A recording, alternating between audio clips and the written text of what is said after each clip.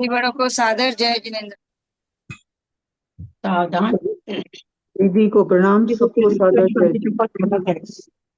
ओकारं बिंदु संयुक्तम नित्यम ध्यायन्ति योगिना कामदम मोक्षम जय ओंकाराय नमो नमः।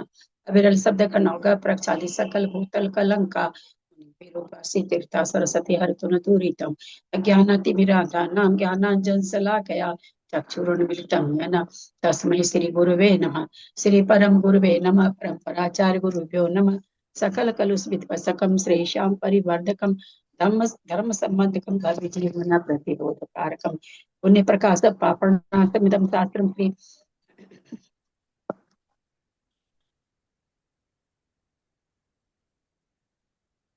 आदि उत्तर पुराण ग्रंथराज नामधेयम् अस्य मूल ग्रंथ कर्तारः श्री सर्वज्ञ देवास्तदुत्तर ग्रंथ कर्तारः श्री गंधर देवा प्रति गंधर देवा तेषां वचन सार्थमासाद्य श्रीमद गुंधराचार्येण विरचितमिदं शास्त्रम् श्रोतारः सावधानतया शृण्वन्तु। मंगलम भगवान वीरो मंगलम गौतमो गनि मंगलम कुंद कुंदाद्यो जैन धर्मोस्तु मंगलम सर्व मंगल मांगल्यम सर्व कल्याण कारकम प्रधानम सर्वधर्माणां जैनम जयतु शासनम जैनम जयतु शासनम जैनम जयतु शासनम। सरस्वती नमस्तुभ्यं वरदे कामरूपिणि विद्यारंभं करिष्यामि सिद्धिर्भवतु मे सदा। संजीवनी माता की जय। परम मांगलिक ग्रंथ उत्तर पुराण ग्रंथ राज की जय। सुंदराचार्य की जय। पंडित पन्नालाल जी साहित्यकार की जय। अढ़ाई दीप में विराजमान सभी आचार्य उपाध्याय सर्व साधु के चरणों में नमोस्तु नमोस्तु नमोस्तु। सभी आरिका माता जी के चरणों में बंदा में बंदा में बंदा में। सभी छुल्लक छुल्लिका एलक के चरणों में इच्छा में इच्छा में इच्छा में। सभी प्रतिमाधारी के चरणों में विराजमान प्रतिमाधारी के चरणों में वंदना वंदना वंदना। रूप में विराजमान पूज्य जनों का सादर चरण पर सभी से सादर जय जिन्हें। श्रीमते सकल ज्ञान साम्राज्य पद्मी से धर्म चक्र वृत्ते व्रते संसार भी से आदिनाथ भगवान की जय। शुरू करें। प्रणाम दीदी, सबको जय जिनेन्द्र।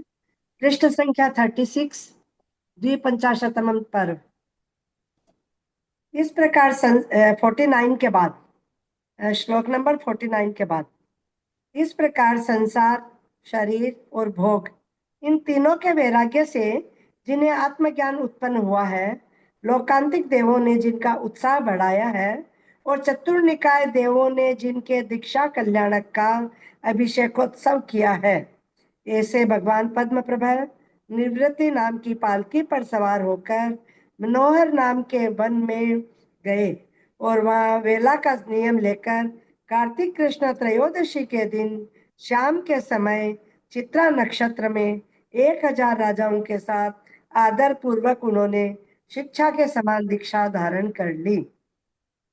जिन्हें मनाह पर्याय ज्ञान उत्पन्न हो गया है, ऐसे विद्वानों में श्रेष्ठ पद्म प्रभा स्वामी दूसरे दिन चर्या के लिए वर्धमान नामक नगर में प्रविष्ट हुए। शुक्ल कांति के धारक राजा सोमदत्त ने उन्हें दान देकर पंचाश्चर्य प्राप्त किए। सो ठीक ही है, क्योंकि पात्र दान से क्या नहीं होता है। शुभ आश्रमों से पुण्य का संचय, गुप्ति, समिति, धर्म, अनुप्रेक्षा, परिशह जय तथा चारित्र, इन 6 उपायों से कर्म समूह का संवर और तप के द्वारा निर्जरा करते हुए उन्होंने छद्मस्त अवस्था के 6 माह मौन से व्यतीत किए।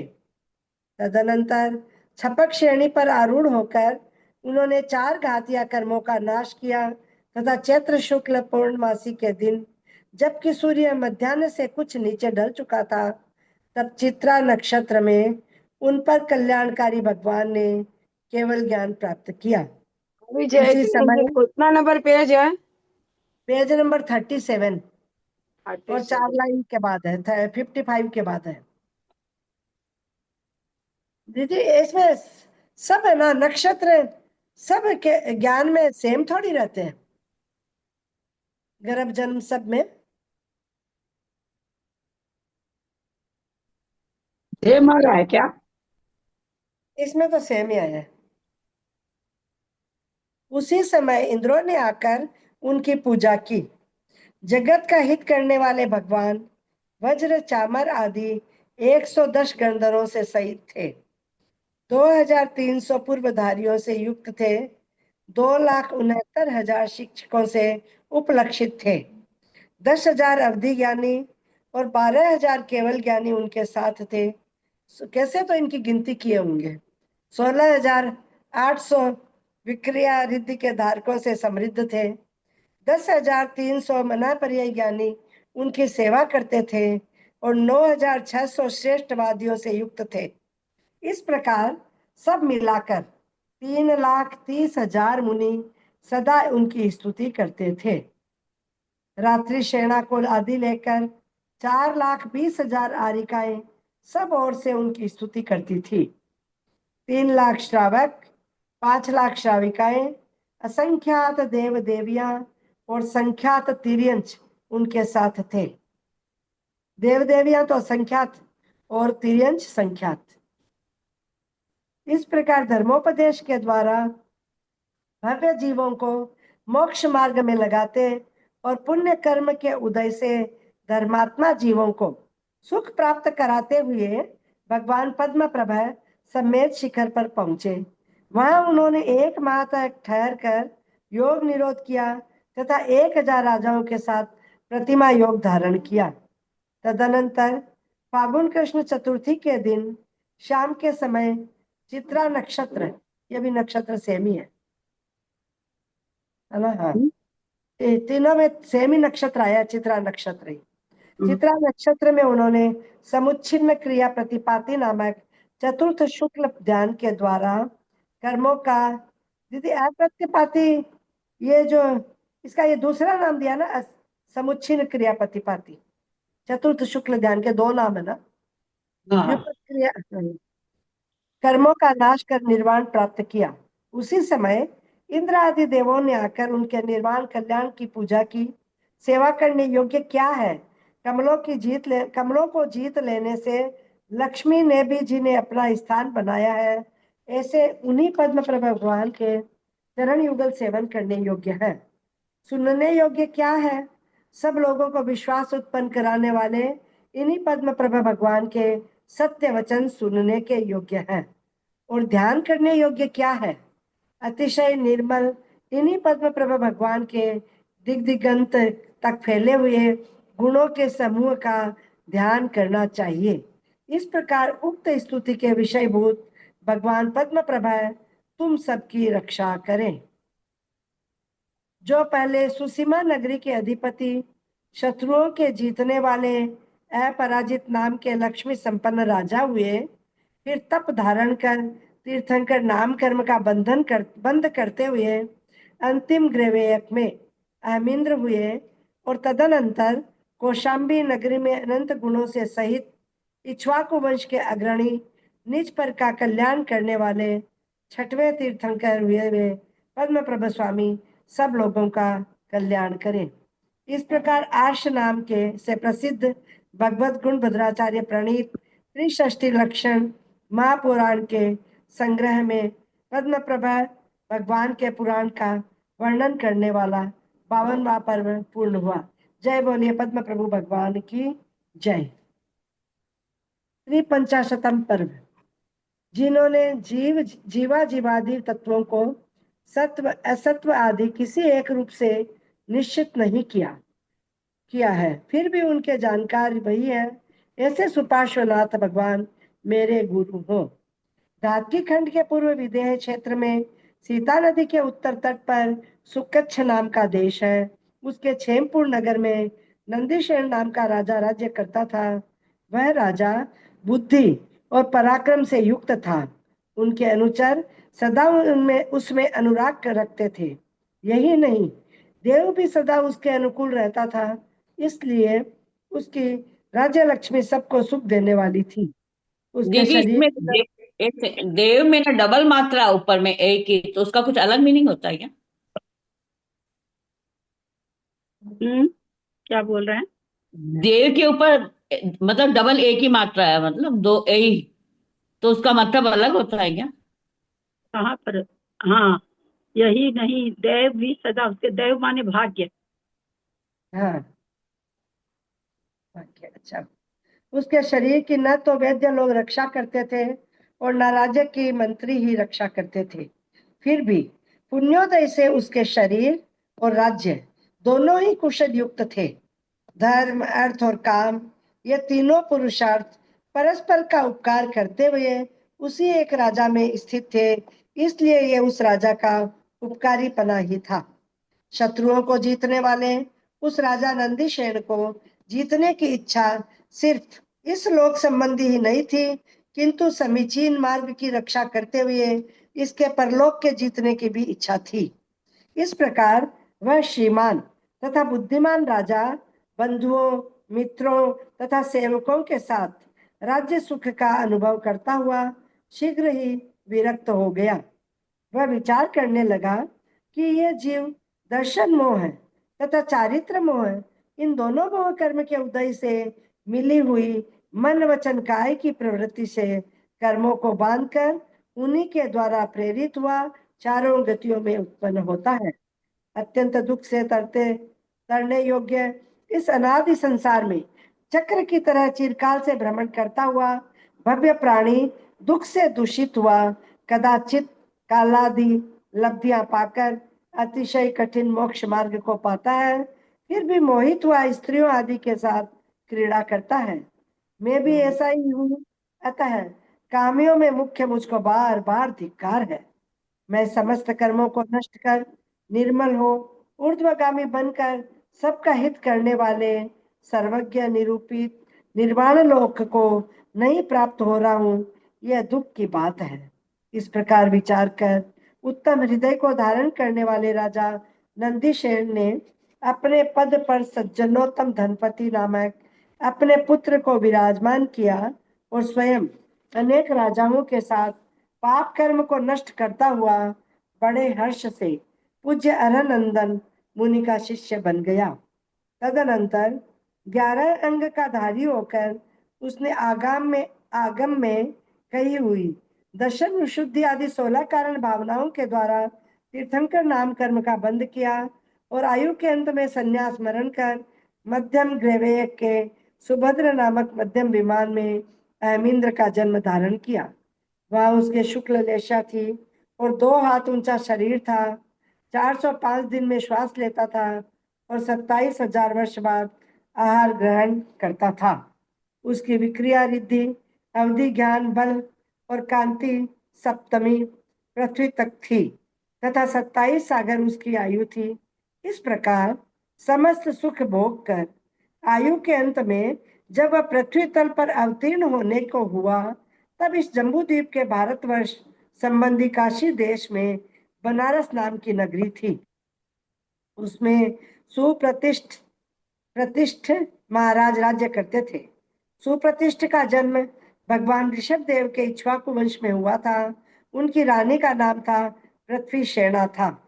रानी पृथ्वी सेना के घर के आंगन में देवरूपी मेघों ने 6 मास तक उत्कृष्ट रत्नों की वर्षा की थी। उसने भाद्रपद शुक्ल षष्ठी के दिन विशाखा नक्षत्र में 16 शुभ स्वप्न देखकर मुख में प्रवेश करता हुआ एक हाथी देखा। उसी समय वह अहमिंद्र रानी के गर्भ में आया। पति के मुख से स्वप्नों का फल जानकर रानी पृथ्वी सेना बहुत ही हर्षित हुई। तदनंतर ज्येष्ठ शुक्ल द्वादशी के दिन अग्निमित्र नामक शुभ योग में उसने ऐरावत हाथी के समान उन्नत और बलवान अहमिंद्र को पुत्र रूप से उत्पन्न किया। इंद्रों ने सुमेरु पर्वत के मस्तक पर उसका जन्मकालीन महोत्सव किया।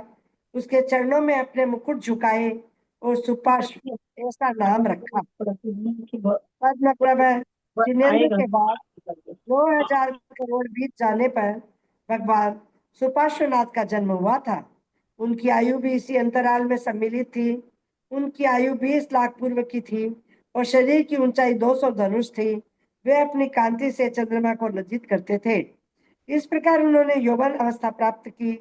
जब उनके कुमार काल के 5 लाख पूर्व व्यतीत हो गए, तब उन्होंने दानी की भांति धन का त्याग करने के लिए साम्राज्य स्वीकार किया। उस समय इंद्र शुश्रूषा आदि बुद्धि के 8 गुणों से श्रेष्ठ सर्वशास्त्रों में निपुण झुंड के झुंड नटों को देखने योग्य तथा नृत्य करने में निपुण नर्तकों को, उत्तम कंठ वाले गायकों को, श्रवण करने योग्य 7.5 प्रकार के वादित्र वादकों को, हास्य विनोद करने में चतुर, अनेक विद्याओं और कलाओं में निपुण अन्य अनेक मनुष्यों को, ऐसे ही गुणों से सहित अनेक स्त्रियों को तथा गंधर्वों की श्रेष्ठ सेना को बुलाकर अनेक प्रकार के विनोदों से भगवान को सुख पहुंचाता था।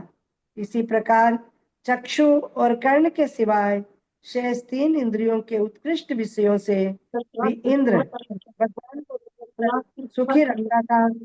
यथार्थ में संसार में सुख वही था जिसका कि भगवान सुपार्श्वनाथ उपभोग करते थे। प्रशस्त नाम कर्म के उदय से आप म्यूट हो जाइए। प्रशस्त नाम कर्म के उदय से उनके निस्वेदत्व आदि 8 अतिशय प्रकट हुए थे। वे सर्वप्रिय तथा सर्वहितकारी वचन बोलते थे। उनका व्यापार रहित अतुल्य बल था। वे सदा प्रसन्न रहते थे। उनकी आयु अनपवर्त्य थी, असमय में कटने वाली नहीं थी। गुण, पुण्य और सुख रूप थे। अनपवर्त्य माने ये हो गया ना, अकाल मृत्यु नहीं होती है ना। उनका शरीर कल्याणकारी था। वे मति, श्रुत और अवधि इन 3 ज्ञानों से सहित थे। कुछ बोल रहे हैं क्या? मैं बोली कि अनपवर्त्य थी उनकी आयु, मतलब अकाल मृत्यु नहीं थी, ऐसा ही ना।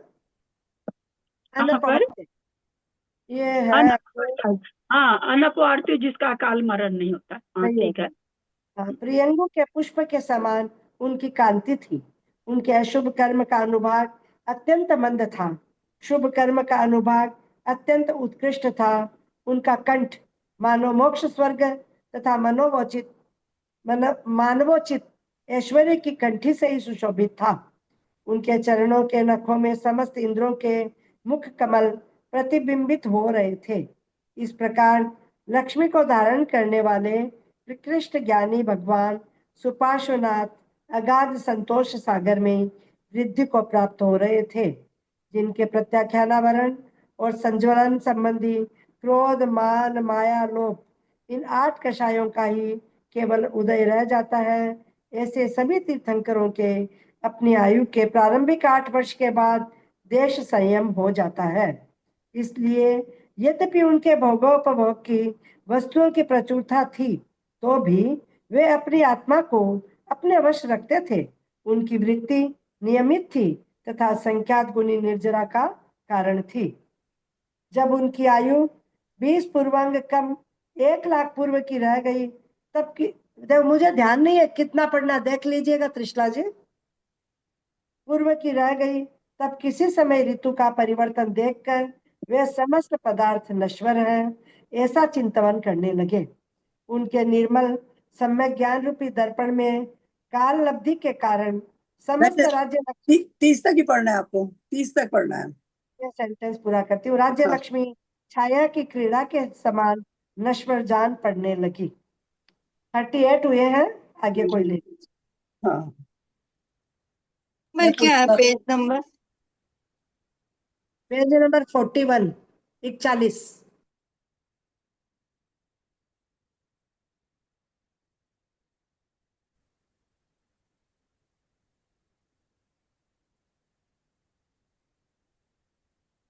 अभी मैं बता दी, 1 मिनट। निशा जी पढ़ेंगी। निशा तो शायद नहीं पढ़ पाएंगी, तबीयत खराब है उनकी। निशा जी पढ़ेंगी आप? है नहीं शायद। कृष्णा जी, मैं आज और कोई पढ़ ले, फिर 1-2 दिन में एक बार फिर मैं अच्छा पढ़। ठीक है, कोई बात नहीं। राजमती जी हैं? राजमती जी हैं क्या? हाँ हाँ, जय जिनेन्द्र। हाँ, जयजन जी आप पढ़िए, 38 से पढ़ लीजिए। अच्छा ठीक है, सभी को प्रणाम। प्रणाम। मैं नहीं जान सका कि यह राजलक्ष्मी इसी प्रकार शीघ्र ही नष्ट हो जाने वाली तथा माया से भरी हुई है। मुझे धिक्कार हो। सचमुच ही जिनके चित्त भोगों के राग से अंधे हो रहे हैं, ऐसे कौन मनुष्य है जो मोहित न होते हो। इस प्रकार भगवान के मन रूपी सागर में चंद्रमा के समान उत्कृष्ट आत्मज्ञान उत्पन्न हुआ और उसी समय लोकांतिक देवों ने आकर संयमानुकूल पदार्थों से भगवान की स्तुति की। तदनंतर भगवान सुपार्श्वनाथ देवों के द्वारा उठाई हुई मनोगति नाम की पालकी पर आरूढ़ होकर सहे थोड़ा तुक थोड़ा धीरे बोलिए, थोड़ा धीरे से पढ़ लीजिए, सब समझ में आ जाएगा, अच्छा, थोड़ा धीरे से प्लीज। थोड़ा से ना। मनोगति नाम की पालकी पर आरूढ़ होकर सहेतुक वन में गए और वहां ज्येष्ठ शुक्ल द्वादशी के दिन सायंकाल के समय गर्भ के विशाखा नक्षत्र में बेला का नियम लेकर 1000 राजाओं के साथ संयमी हो गए, दीक्षित हो गए। उसी समय उन्हें मन प्रिय ज्ञान उत्पन्न हो गया। दूसरे दिन वे चर्या के लिए सोमखेत नामक एक नगर ही में गए। नक्षत्र का, पहले वो चित्रा में लिए थे, ये अभी विशाखा में लिए। हाँ, 3 तो एक ही में आए थे दीदी, इसमें चेंज आया। हाँ 3 आए होंगे, अभी तो चेंज आया। हाँ, विशाखा नक्षत्र आया है। उसी समय मन प्रिय ज्ञान उत्पन्न हो गया। दूसरे दिन वे चर्या के लिए सोमखेत नामक नगर में गए। वहां स्वर्ण के समान कांति वाले महेंद्र दत्त नाम के राजा ने पड़गाहन कर देवों से पूजा की। पड़गाहन कर देवों से पूजा प्राप्त की।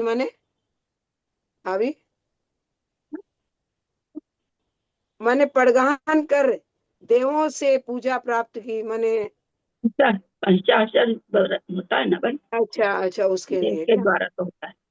हाँ, क्या बोला दीदी, सुपार क्या बोला?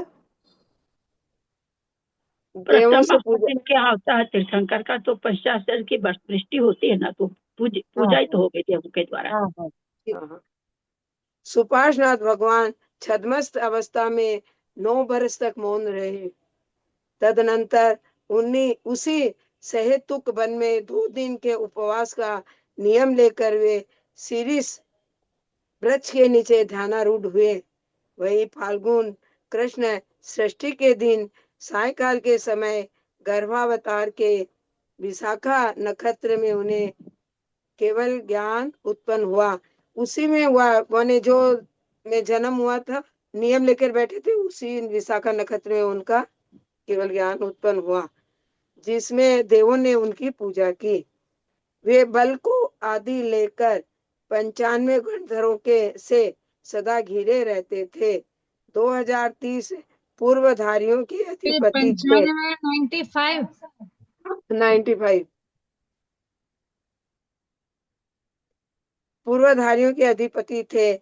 2,44,920 शिक्षक उनके साथ रहते थे। 9,000 अवधि ज्ञानी उनकी सेवा करते थे। 11,000 केवल ज्ञानी उनके सहभागी थे। 15,300 विक्रिया रिद्धि के धारक उनकी पूजा करते थे। 9,150 मन प्रिय ज्ञानी उनके साथ रहते थे और 8,600 वादी उनकी वंदना करते थे। इस प्रकार सब मिलाकर 3 लाख मुनियों के स्वामी थे। मिनारियों को आदि लेकर 3,30,000 आरिकाएं। भाभी मीनारिया क्यों क्या हुआ? तो मीनारिया उनकी मुख्य आरिका होगी, अच्छा, मुख्य आर्य का क्या? का नाम मीनारिया होगा। हाँ, मीनारिया को आदि लेकर 3,30,000 आरिकाएं उनके साथ थी। यहाँ इसका मतलब ये हुआ 3 लाख श्रावक और 5 लाख श्राविकाएं उनकी पूजा करती थी। असंख्यात देव देवियां उनकी स्तुति करती थी और संख्यात त्रियंच उनकी वंदना करते थे। इस प्रकार लोगों को धर्मामृत रूपी वाणी ग्रहण कराती हुई वे पृथ्वी पर विहार करते थे। अंत में जब आयु का 1 माह रह गया, तब विहार बंद कर वे समेध शिखर पर जा पहुंचे। वहां 1,000 मुनियों के साथ उन्होंने प्रतिमा योग धारण किया और फाल्गुन कृष्ण सप्तमी के दिन विशाखा नक्षत्र में सूर्योदय के समय लोक का अग्र भाग प्राप्त किया, मोक्ष पधारे। तदनंतर पुण्यवान कल्पवासी उत्तम देवों ने निर्वाण कल्याणक किया तथा यहाँ निर्वाण क्षेत्र है। इस प्रकार समय सीकर को निर्वाण क्षेत्र ठहराकर स्वर्ग की ओर प्रयाण किया। अत्यंत बुद्धिमान और निपुण जिन सुपार्षद भगवान ने दुख से निवारण करने के योग्य पाप रूपी बड़े भारी शत्रुओं के समूह को निष्क्रिय कर दिया, मौन रहकर उसके साथ युद्ध किया। कुछ काल तक समअवसर में समअवसर में प्रतिष्ठा प्राप्त की। ठीक है। अत्यंत दुष्ट दुर्वासना को दूर किया और अंत में निर्वाण की अवधि को प्राप्त किया। ये श्रेष्ठतम। सरोज जैन जी, आप भी अपना म्यूट करिए। सरोज जैन जी, आपका खुला हुआ है, म्यूट करिए आप। अंत में निर्वाण की अवधि को प्राप्त किया।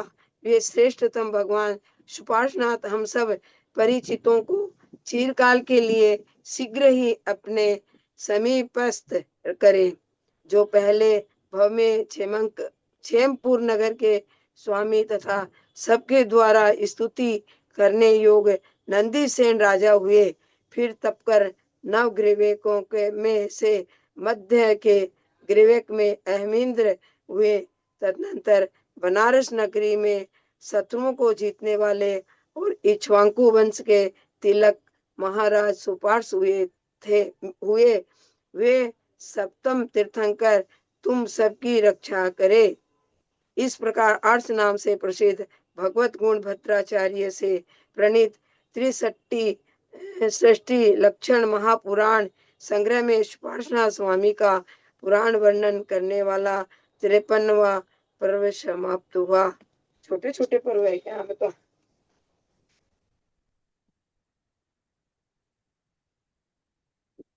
जो संयम शुद्ध है और जिन्होंने अपनी प्रभा के द्वारा समस्त सभा को एक वर्ण किया बनाकर शुद्ध कर दी, वे चंद्र प्रभु स्वामी हम सब की शुद्धि के लिए हो। शरीर की प्रभा के समान जिनकी वाणी भी हर्षित करने वाली तथा पदार्थों को प्रकाशित करने वाली थी, और जो आकाश में देव रूपी ताराओं से घिरे रहते थे, उन चंद्र प्रभु स्वामी को नमस्कार करता हूँ, जिनका नाम लेना भी जीवों के समस्त पापों को नष्ट कर देता है। फिर सुना हुआ उनका पवित्र चरित्र क्यों नहीं नष्ट कर देगा। इसीलिए मैं पहले के 7 भवों से लेकर उनका चरित्र कहूंगा। हे भव्य श्रेणिक, तुझे उसे श्रद्धा रखकर सुनना चाहिए।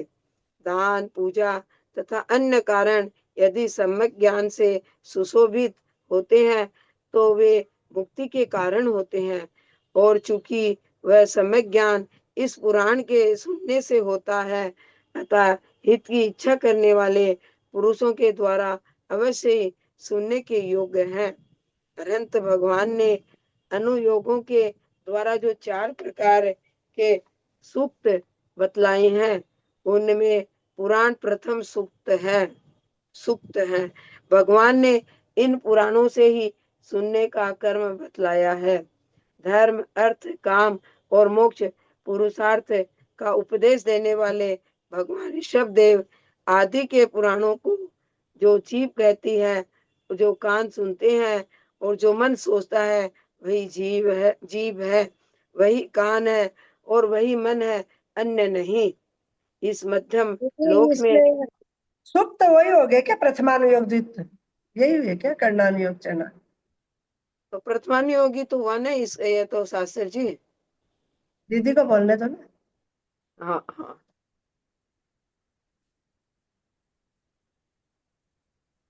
दीदी है नहीं, क्या पता।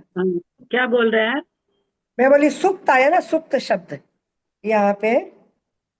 हाँ, अब ये पता नहीं 4 अनुयोग को कह रहे हैं क्या, ऐसा कुछ यहाँ खुलासा नहीं हो रहा अभी। प्रथम है पूरा, उसमें पुराण प्रथम सूक्त है। हाँ तो प्रथमानुयोग हो गया ना पुराण तो। अब हाँ, प्रथमानुयोग में पुराण ही आते हैं सारे, हाँ ऐसा हो भी सकता है। हाँ, पर सुक्त ऐसे पहली बार ही पढ़ा, ऐसे मतलब ध्यान नहीं आता। सुक्त पहली बार ही पढ़ा है। देखती हूँ मैं, आप लोग आगे पढ़िए, खोजती हूँ। होता है क्या? क्या हाँ, सुक्त माने आने योग होता है?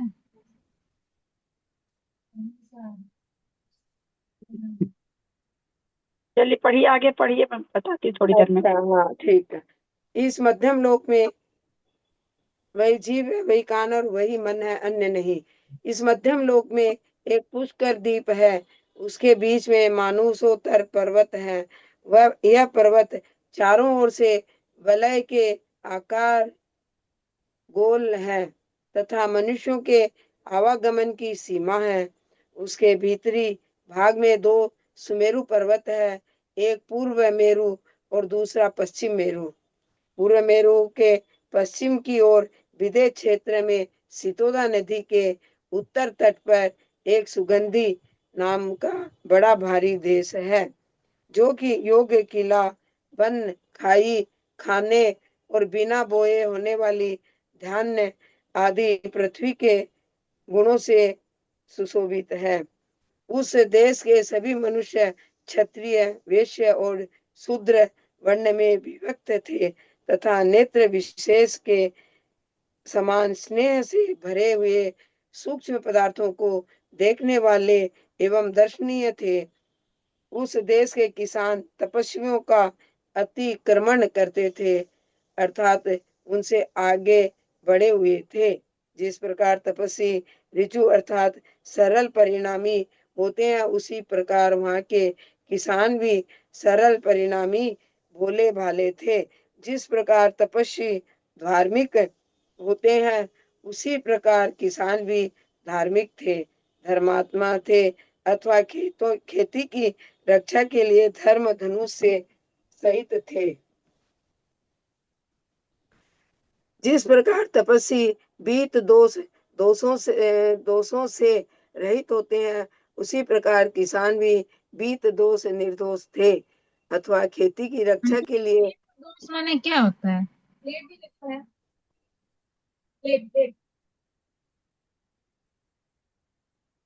वायु वाला दोष होता है, बीत दोष। बीत दोष, ललिता भाभी बताइए। भाभी नहीं है क्या? दोष रहित, वैसे भाभी बताएंगे, भाभी पता नहीं है नहीं है। अच्छा, पढ़ू मैं। बीत दोष निर्दोष थे अथवा खेती की रक्षा के लिए दोषाएं रात्रियां व्यतीत करते थे। जिस प्रकार तपस्वी क्षुधा, तृषा आदि के कष्ट सहन करते हैं, उसी प्रकार किसान भी क्षुधा, तृषा आदि के कष्ट सहन करते थे। इस प्रकार सादृश्य होने पर हाँ, भी। तो चार सूत्र का आवाज आ रही क्या मेरी? चार सूत्र का हाँ, नाम दिया, अंग, उपांग, छेद और मूल। क्या दीदी, क्या बोला?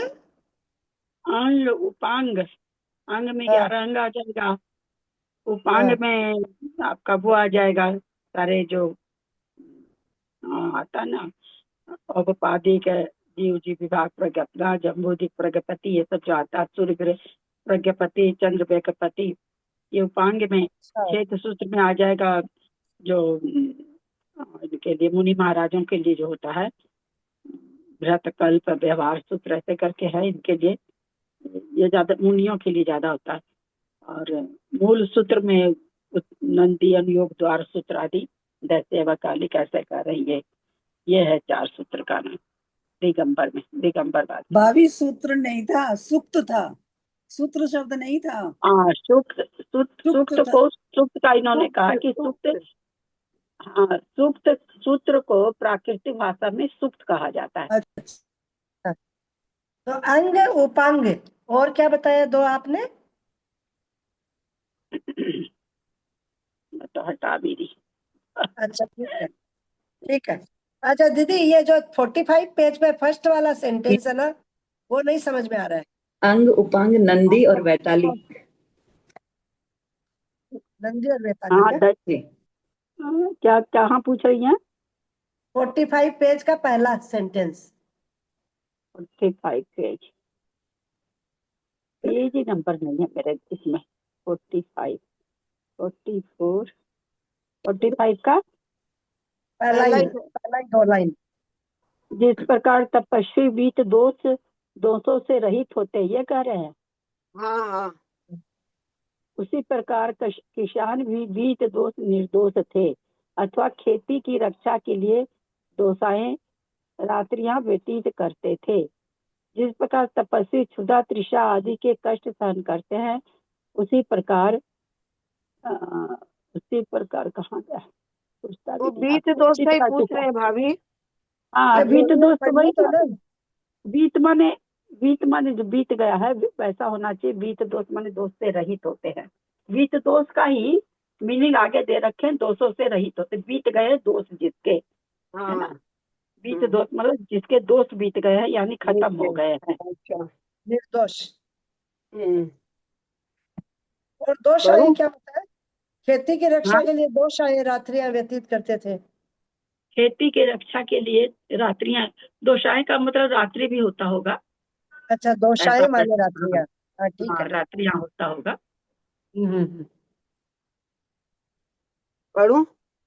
हाँ, व्यतीत करते थे। जिस प्रकार तपस्वी क्षुधा तृषा आदि कष्ट सहन करते हैं, उसी प्रकार किसान भी क्षुधा तृषा आदि के कष्ट सहन करते थे। इस प्रकार सादृश्य होने पर भी किसान तपस्वियों से आगे बढ़े हुए थे। उसका कारण था कि तपस्वी मनुष्यों के आरंभ सफल भी होते थे और निष्फल भी चले जाते थे, परंतु किसानों के आरंभ निश्चित रूप से सफल ही रहते थे।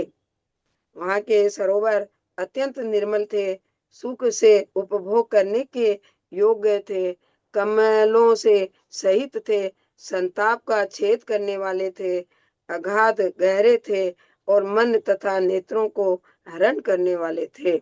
वहां के खेत राजा के भंडार के समान जान पड़ते थे, क्योंकि जिस प्रकार राजाओं के भंडार सब प्रकार के अनाज से परिपूर्ण रहते हैं, उसी प्रकार वहां के खेत भी सब प्रकार के अनाज से परिपूर्ण रहते थे। राजाओं के भंडार जिस प्रकार हमेशा सबको संतुष्ट करते हैं, उसी प्रकार वहां के खेत भी हमेशा सबको संतुष्ट रखते थे। और राजाओं के भंडार जिस प्रकार संपन्न संपत्ति से युक्त रहते हैं, उसी प्रकार वहां के खेत भी ध्यान रूपी संपत्ति से संपन्न रहते थे, अथवा समन्तांत पन्ना संपन्ना सब ओर से प्राप्त करने योग्य थे। वहां के गांव इतने समीप थे कि मुर्गा भी एक से उड़कर दूसरे पर जा सकता था। उत्तम थे, उनमें बहुत से किसान रहते थे, पशु धन ध्यान आदि से आंटी जी, परिपूर्ण थे। सम्मतान पन्नाः संपन्नः, इसका अर्थ आंटी जी। हाँ? समन्तात पन्ना संपन्ना, सब ओर से प्राप्त करने योग्य। समन्तात माने चारों ओर से, पन्ना माने योग्य, संपन्ना माने संपन्न प्राप्त करने योग्य। संपन्ना पन्ना माने प्राप्त करने योग्य, समन्तात माने चारों ओर से। उसी प्रकार वहां के खेत भी ध्यान रूपी संपत्ति संपन्न, अच्छा ये तो पढ़ लिया, सब ओर से प्राप्त करने योग्य थे। वहां के गांव इतने समीप थे कि मुर्गा भी एक से उड़कर दूसरे पर जा सकता था। उत्तम थे, उनमें बहुत से किसान रहते थे, पशु धन ध्यान आदि से परिपूर्ण थे। उनमें निरंतर काम काज होते रहते थे तथा सब प्रकार से मैंने बोली है पैसा थोड़ी था। अब हमको चावल की जरूरत है तो जिसके यहाँ चावल की खेती होती है उसको जाके गेहूं दे देते थे कि भाई तुम 2 किलो गेहूं ले लो, उसके बदले हमको 2 किलो चावल दे दो। वस्तु विनिमय होता था ना, उसको वस्तु विनिमय कहते हैं। तो पहले पैसा थोड़ी था। मैंने एक आचार्य श्री का भजन बनाया था, होगा ही नहीं है क्या वो? दीदी पहले इसको बार्टर सिस्टम बोलते थे, बार्टर सिस्टम, हाँ, बार्टर सिस्टम। ये तो नाम नहीं विनिमय, सुना लगता था। वस्तु विनिमय पढ़ा है, वस्तु विनिमय तो हम लोग का पढ़ा हुआ अर्थशास्त्र में। वस्तु विनिमय पढ़ा है हमने तो। वो आप इंग्लिश में इसका होगा ना, हम नहीं जान रहे हैं इस चीज को। तो हमने आचार्य श्री का एक भजन बनाया था, उसमें हम लिखे थे वस्तु विनिमय आप और हम मिलके करते हैं। हम आपको भक्ति देते हैं, आप हमको मोक्ष दो। बढ़िया चीज मान ली आपने। वस्तु विनिमय दीदी मिलता तो भक्ति से ही मोक्ष है। बड़ा मोक्ष अच्छा के लिए भक्ति पहली शर्त है। पूजा बनाए थे, पूजा बनाए जल भजन नहीं था, पूजा बनाए थे, उसकी जयमाल में था ये सब वस्तु विनिमय हम करते हैं। पूजा है क्या अभी आपके पास? ललिता जी हाँ, जरूर पूजा तो बनाई, 3 पूजा बनाई थी आचार्य श्री पर, विद्यासागर जी पर भी 2-3 पूजा बनाई थी, 400 किताब भी छपाई थी। आज तक तो कोई किताब न देखी, न किसी को पूजा करते देखे, गाते देखे। सब चीज ऐसे दिमाग के लिए रख दी गई, उनके पेट भरने के लिए। उन पर भी बनाई थी मैंने पूजा, विद्यासागर जी पर भी। क्या बोलते हैं अन्ना भाभी? मैं बोल रही थी कल माता जी ने खाली एक चावल का दाना लिया और पानी लिया, बस खाली एक चावल का दाना। अभी रोज ज्ञानमती माता जी बोल रही कई दिन से। हम तो खैर क्या करेंगे भाभी, जब 10 बार दवा लेते हैं तो मन तो घना ही आकुल व्याकुल होता है। पर 5 दिन का आखा तीज का व्रत बता रही है माता जी, या तो 5 दिन उपास करो, या 1 दिन उपास, 1 दिन ये, या फिर इतना भी नहीं हो तो एक आसन 5 दिन करो। तो मेरा तो 10 आसन होता है, तो मैं तो क्या करती। पर कर रही माता जी बता रही थी। ये तो पहली बार ही सुना, एक दाना खाली, एक दाना लेके पानी बताइए। पिए। हाँ तो कुछ होगा, व्रत का होगा भाभी, बहुत अच्छा। नहीं माता जी तो ज्ञानमती माता जी तो भगवान जाने क्या चीज की भंडार है, बाप रे बाप। बहुत बर्फ लिखी सारी है चीज उन्होंने। की भंडार है वो, सारी चीज की भंडार है, बाप रे गजब भंडार उनके। और ये देखिए कि याददाश्त अभी भी कैसा कैसा। और सवेरे वो मंत्र बता रही थी अक्षय तीज का, आज थोड़ी सी लेट हो गई थी जाने में, हम तो बोल ही नहीं पा रहे थे। अब बताइए, वो कोई किताब नहीं देख रही, कुछ नहीं देख रही हैं, रोज का जाप बता रही थी, इतना टेढ़ा मंत्र बता रही थी कि हम तो उसके 2 शब्द ही बोल पाए, मंत्र बोल ही नहीं पाए। मतलब दिमाग में बोले तो क्या, मतलब वही तो एकदम नहीं बोल पाए। और वो इस तरह से कैसे कैसे मंत्र वो बोलती रहती हैं बिना कोई चीज देखे करे, गजब है उस समय भाई। सरस्वती भी भी है उनके उनका तो। उन्होंने बताया उनके सामने सरस्वती भी कमी है भाई। गजब अवतार है, एकदम अवतार है ये सब। और उन्होंने ये कल अक्षय तृतीया का दान अलग टाइप से बताया। वो माता जी जैसे गुलक में डालना बताया ना, इन्होंने बताया घर में भी इकट्ठा कर सकते हैं अपन। फिर मतलब इकट्ठा क्या होगा, इतना इकट्ठा हो जाए तो अपने एक मूर्ति भी बना सकते हैं अपन, ऐसे भी बोले। ये ललिता ये तो तो अंजना एक मुझे मिनट, एक मिनट, थोड़ा सा किसी से चर्चा चल रही है ना, थोड़ा सा 1 मिनट। फिर आज तो हम उसे उनको लिख के पूछे थे कि पता नहीं क्यों मेरे को कंफ्यूजन हो गया था क्या, कि भाई वो दान तो हम डाल दिए गुल्लक में, फिर हम रोज जैसे डालते ना अपने 5, 10, 20, 50 कुछ भी डाल देते, जो हाथ में नोट आता वही डाल देते हैं, जो अपने पास रहता। तो हम पता नहीं, हमको कंफ्यूजन हो गया, हमको लगा था कि जैसे मना की है। तो फिर आज लेकिन बड़ा वो 1 रुपया डाल के संतोष ही नहीं हुई, 1 रुपया डाल के फिर 10 का नोट निकाले, डालने के लिए वापस रख लिए। मुझे पता नहीं डालना चाहिए नहीं डालना चाहिए, पूछ लूंगी तो एक साथ रोज का 10 करके तो डाल ही दूंगी। ऐसे अपने मन की बात बता रही हूँ मैं आपको। माता जी को आज लिखा था तो आया, बोला नहीं अलग से आप जो डालती हैं बाद में डालिए भले, और उसके वजह से उसी सिक्के के साथ उस रुपया को नहीं डालना है। अच्छा अलग से। हाँ रोज का डाल दीजिए, फिर आपको जो डालना सो डाल दीजिए फिर बाद में। तो आज माता जी का आया तो कदम डालूंगी, 2 दिन से नहीं डाल देते, वापस निकालते थे, वापस रख देती थी। दीदी गुरुनंदिनी माता जी ने बताया कि जैसे 1 महीना तुम लोग समझ लो 10 रुपया डालते हो, तो 1 महीना तक 10 रुपया डालो, दूसरे महीना में 20 कर दो उसको, तीसरा महीना में 40 कर दो। तो ऐसे आखा तीज से आखा तीज तक 1-1 महीना का बताया। आप मेरे ग्रुप में जो मैसेज गया आप लोग पढ़ते नहीं है क्या? पूरा तो मैंने उसमें पढ़े हैं ना 1-1 वो तो। रुपया पूरा पढ़े। नहीं, सरिता जी को मैं बोल रही, सरिता जी 10 से चालू करी है, इसलिए उनको बोल रही हूँ मैं। 1 रुपया से चालू करने पर तो लास्ट महीने में 60,000 रुपया लग रहा है।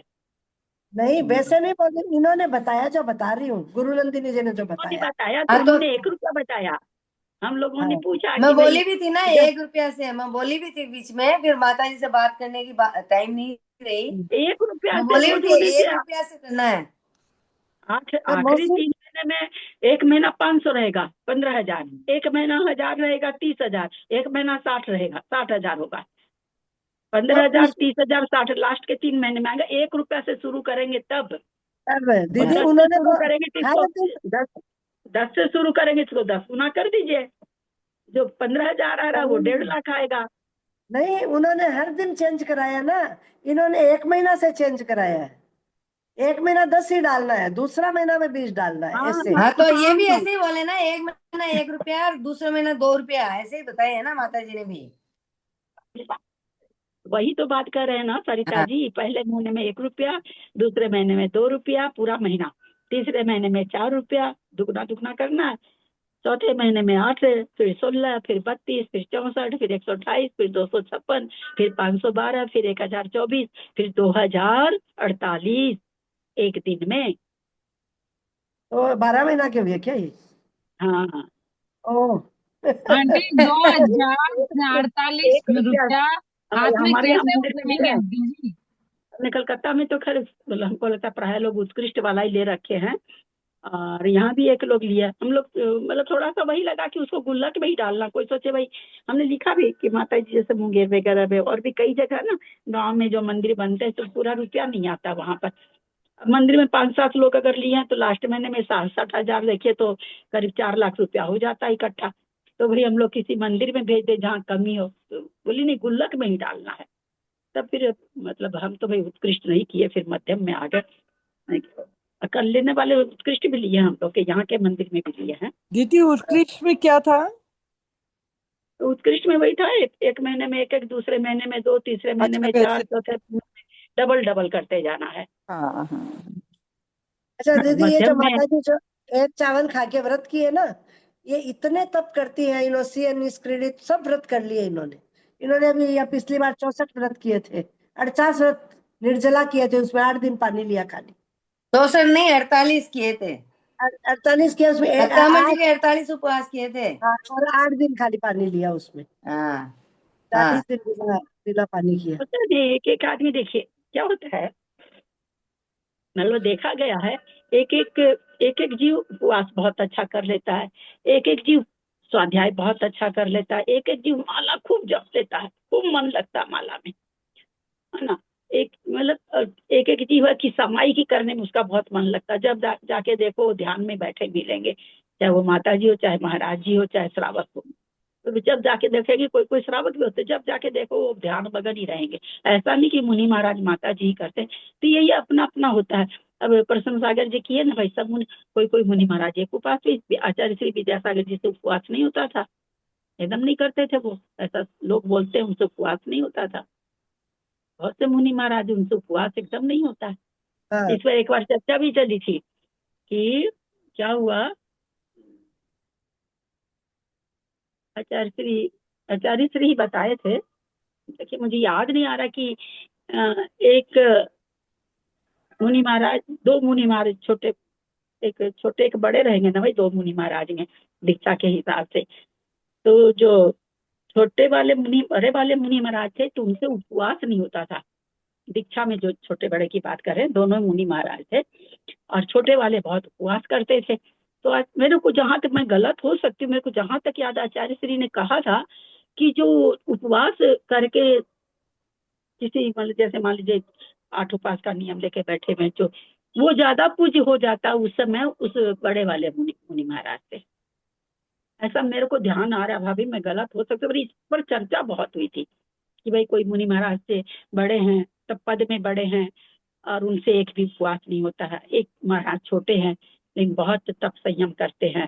तो कुछ ऐसी चर्चा तो आई थी हम लोग के बीच में, तो मेरे को याद नहीं वो कि कब नमित आया था ये सागर, चर्चा। उस समय नमित सागर जी महाराज थे, उनके संग में। हाँ, वो भी बहुत उपवास का, अपने आचार्य श्री के संग में थे ना, वो दुबले पतले अंजना भाभी, नमित हाँ सागर। नम्मी सागर जी थे ना। वो बहुत उपवास करते थे ना। और हाँ आहार भी 10 मिनट में कर लेते थे। वो यूं हाँ करके 10 मिनट में उनका आहार हो जाता था। बाप रे, हाँ इतना उपवास करके आते थे चौका में। हम लोग नमी कोई साली सोचे भी कि थे। बगल में कोई चीज दे के आ जाए, उस कोई चीज दे के आते थे और घूम के आते थे, उतनी देर में तो वो कुल्लाई कर लेते थे। इतना जल्दी उनका आहार, कितना भी उपास करे दे रहो। और वो क्या चरिया उपास में भी करते बहुत थे। कड़े थे। चरिया हाँ में बहुत कड़े थे, चरिया में हाँ बहुत कड़े चलिए। थे सागर जी हाँ महाराज। चलिए। एक बार मैंने ना तो चक्कू छू लिया तो चौके से ही निकाल दी कि चक्कू छू लिया।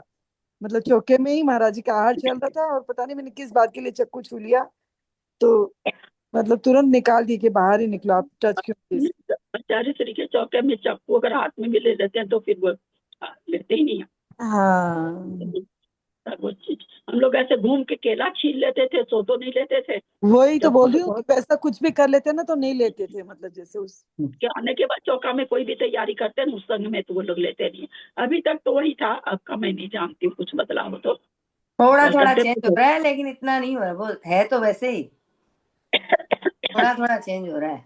हर एक चीज वाली सिगड़ी उगड़ी सब पहले से बाहर करनी पड़ती थी। हाँ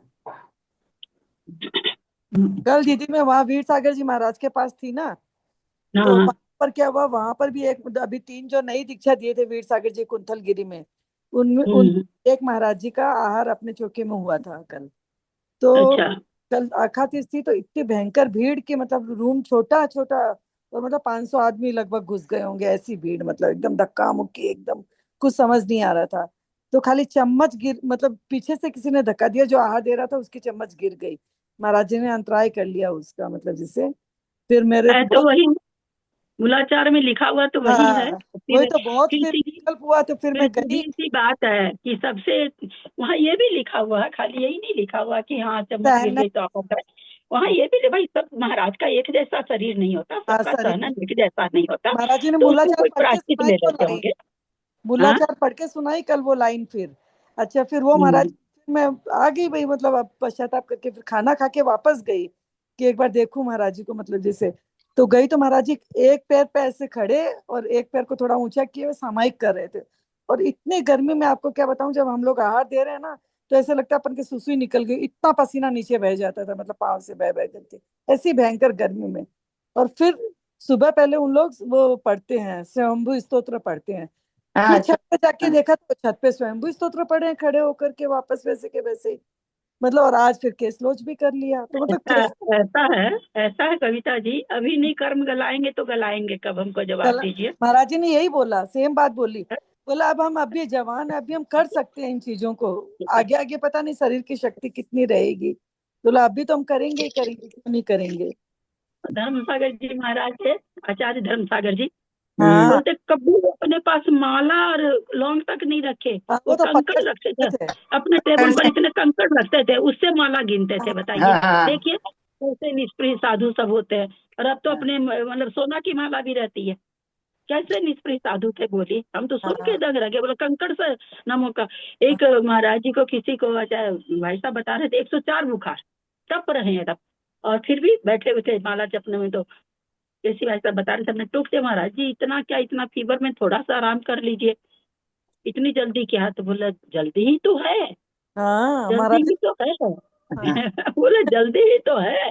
मैं भी कल बोली तो बोली मैं मुनि किस लिए बनाऊं, यही करने के लिए तो बना हूं, तो ये कैसे नहीं कब कर। तब कब मौत आ जाए क्या पता। और आप तो कहते ये तो अभी बच्चे बने हैं सब साधु। हाँ कलकत्ता में हम तो देखे भाई, बाप रे, आचार्य श्री के ऐसे पसीना चूते थे जैसे ऊपर से कोई पानी की बाल्टी गिरा पानी की दिया। बाल्टी गिरा दियो ऐसी और गर्मी में। हम लोगों को कोई पंखा नहीं चलाने देते थे। तो हाँ हम नहीं। लोग तो भाई अब थोड़ा सा स्वाध्याय के प्रति प्रेम है, तो हाँ बैठना तो हमको सामने ही पड़ेगा। हम दूर बैठ नहीं सकते हैं, हमको बहुत ज्यादा सुनता भी नहीं है। और जिसको हवा चाहिए थी, वो सरस्वती भवन में कई दरवाजे बने हुए, तो दरवाजे के बाहर चौखट के पास, जैसे ये तारामणि बाई जो हाँ महाराज है, टिल्लू ये के सब पंखा महाराज जी चलाने नहीं देते ना। बहुत हंसते थे महाराज जी। अपूर्व सागर जी को संबोधन कर कर बोलते, महाराज जी जिनको गर्मी लगती है ना वो चौखट के बाहर है। हमको खुशी होती थी कि हम तो चौखट के भीतर है। इतना और पसीना महाराज जी को चूता था, इतना चूता था, आचार्य श्री को देखा ही नहीं जाता था। लेकिन देखिए इस उम्र, जबकि आचार्य श्री की तो उम्र भी है, तो वही साधु बनते ही है अनवसर्ग सहने के लिए। सही में देखते हैं तो बहुत ज्यादा ऐसे लगता है कि देखो शक्ति हाँ कहीं लेकिन अपन छुपा रखे हैं, इसी को ही साथ लेके चलते हैं ऐसे लगता है। मतलब 10 मिनट भी इन बिना लोग के रहो तो लगता है पागल हो गए। और इन लोग कैसे। को देख के ना अपने लोग को भी ये चीज थोड़ा सा मतलब होना चाहिए कि हाँ थोड़ा बहुत है ना, सहने की ताकत लानी चाहिए अपने लोग को भी, हाँ तो कि भाई और सब। क्या। और ये भी देखी हुई है अंजना भाभी, अभी गर्मी अभी खूब से लग रही है। सहेंगे तभी आदत पड़ेगी ना आगे जाके। बार रिचार्ज हो जावा जब जब महाराज जी का ना जावा ना जाना, नहीं तो नहीं जावा ना 2-4 महीना, फिर भूल जावा कि महाराज जी कहीं करा, सच बोलूंगा मेरी बात तो। तब फिर ऐसी सा याद आवे, अब महाराज जी का ना नहीं जाना परसों है, एक महाराज जी को हार करवाया, महाराज जी ने इतना आशीर्वाद दिया, बहुत अच्छा हार करवाया, एकदम शांतिपूर्वक हार करवाया, बहुत अच्छा हार करवाया, इतनी बार आशीर्वाद दिया मेरे को। परसों एक महाराज जी को खड़ी खड़ी हार दी पूरा। इतने ही लोग हाँ रहते हैं ना, सुधर जल के तो कोई रहते ही नहीं है ना। हार हाँ देने वाले हाँ, कम ही रहते हैं तो। तो जल के तो कोई रहते ही नहीं है ना, वही तो बात हाँ, है। खाली पकड़ा देंगे लेकिन हार देने वाले नहीं रहते, बहुत कम रहते हैं। अभी आज एक वो अरिजीत सागर जी का वीडियो, राम जाने वहाँ 500 लोग हैं कि 700 लोग हैं, कितने तो ब्रह्मचारी भैया हैं वहाँ। अरिजीत सागर जी के वहां पे अरिजीत सागर जी का मैं वीडियो भेजूंगी ग्रुप में, देखिएगा आप। अरे कितनी भेजिएगा तो। भीड़ है, कैसे इतने लोग दिए होंगे आहार, भगवान ही जाने। वो अच्छा कल उसमें, हाँ उसमें तो बहुत भीड़ थी, कल सारी जगह बहुत भीड़। हाँ बहुत ज्यादा भीड़ थी, हम्म। काफी ज्यादा। एक एक जने बैठ जाए तो बहुत हो जाता है। एक हाँ साधु के पास एक एक जने बैठ जाए तो बहुत हो जाता है। सुधर तो जल वाली तो साधु आज की अच्छी है उल्टी, जगह साधु सब जहाँ लोग एक हो, 4-5 गांव में साधु जहाँ एक ही हो, और हाँ 4-5 गांव वाले आ जाएंगे तो भीड़ तो हो ही जाएगी ना। हाँ, तो वो सोगन नहीं दिलाते ना तो हो जाती है भीड़, सोगन वाले के पास नहीं होती है। नहीं होती। सोगन तो अब दिलाना, अब तो सोगन दिलाना कहाँ, सोगन मतलब ऐसे सामान्य से सोगन क्या, नहीं हाँ, नहीं सुधर जल सुधर का जल वाला सूत्र दल वाला तो भाभी आजकल कहाँ कौन है ही दिलाता है नहीं, आजकल, कोई नहीं है, तैयार ही नहीं हुए। कोई नहीं। सूत्र जल का त्याग का तो बहुत कम अब हो गया, सूत्र जल का हाँ जमनीकंद और रात्रि भोजन ही त्याग कर दे तो बहुत है। हाँ। वो पूछना पड़ता है ऐसे ऐसे इशारा से।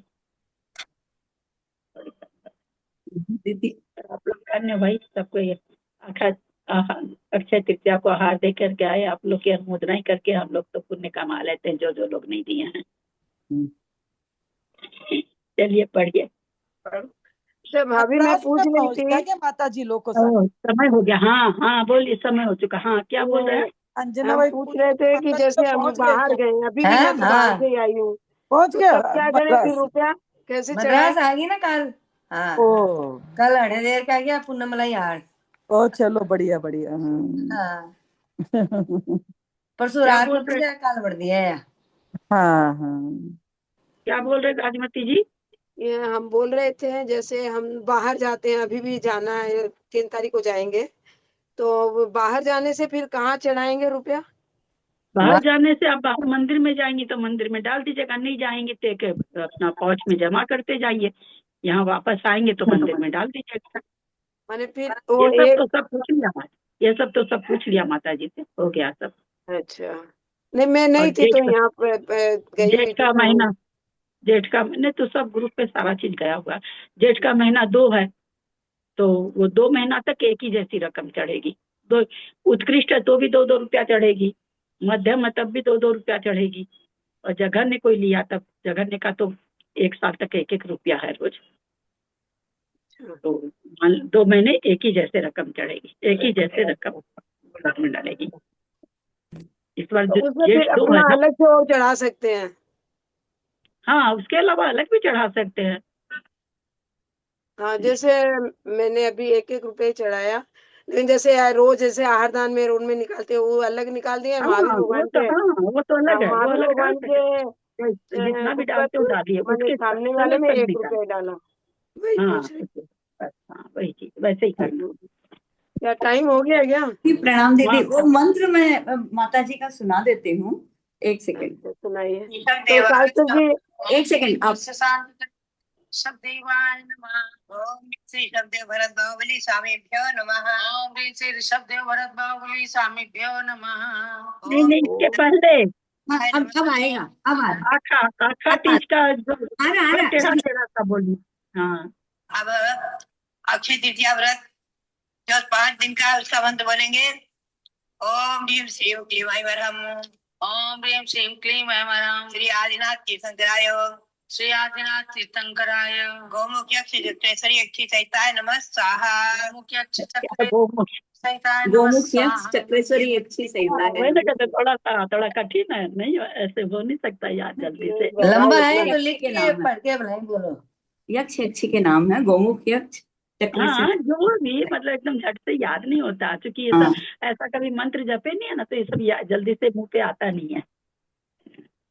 लिखना पड़ेगा पेपर पे। तो जो व्रत उपवास किया वो ना, खाली जो 10-20 बार खाता वो थोड़ी करेगा। नहीं बोला बोल सकते हैं, माता जी बोले कोई सब भी बोल सकते हैं, कोई भी बोल सकते हैं। हाँ ठीक है, व्रत तो नमोकार मंत्री ठीक है भैया। चलो सुनाओ इनके। हाँ दीदी आप सुनाइए। रंजू जी सुनाओ।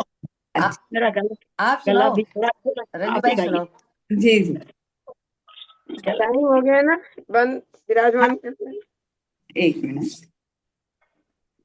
ये गा लीजिए ना, इजी हाँ, राग है 69। न झट को जुल्फ से पानी ये मोती टूट जाएंगे। मेरे को पता नहीं बैठेगा पता कि ही नहीं है। हुए जब दूर गुरुवर से तो जीवन कोरा कागज था। हुए जब दूर गुरुवर से तो जीवन कोरा कागज था। ना हंसना ना उमंग कोई, न खुशी का कोई एक पल था। न हंसना ना उमंग कोई, न खुशी का कोई एक पल था। इसमें हम क्या क्या भरे हैं तो देखिएगा। व्यथा मन की बता पाऊं न मेरे पास युक्ति है। नहीं हूँ वीर पवन सुत में किसी नाचिर दिखाऊं मैं।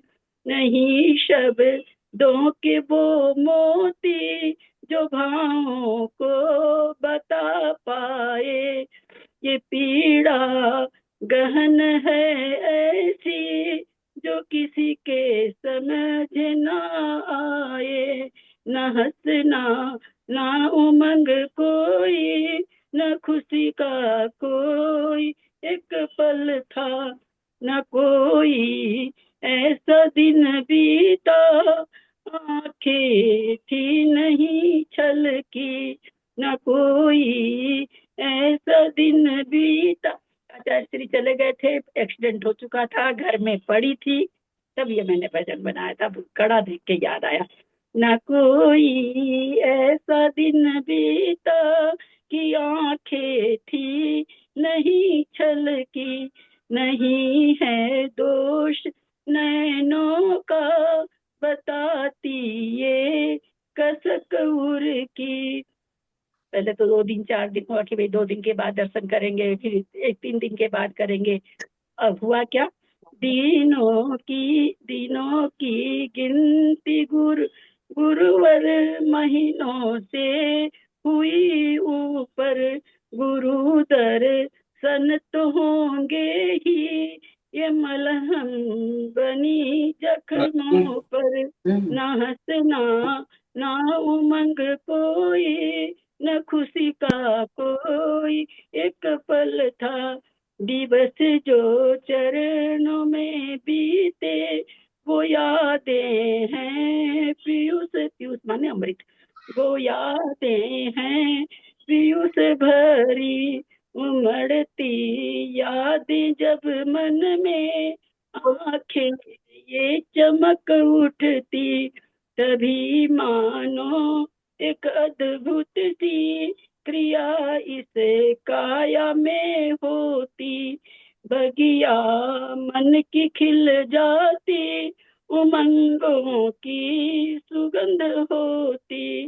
न हंसना ना उमंग कोई, न खुशी का कोई एक पल था। मधुर यादों के परमाणु से निर्मित हो गया मेरा मन।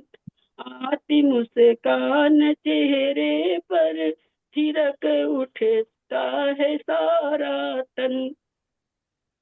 लगती दुनिया है मुट्ठी में और मैं इसका शहंशाह। अनोखी थाती अनुभव की नहीं फिर कोई है परवाह। न हंसना ना उमंग कोई, न खुशी का कोई एक पल था। हुए जब दूर गुरुवर से तो जीवन फीका कागज था। न हंसना ना उमंग कोई, न खुशी का कोई एक पल था। एक्सीडेंट होकर के घर में पड़े थे तब बना, ये सब भजना बना हुआ है।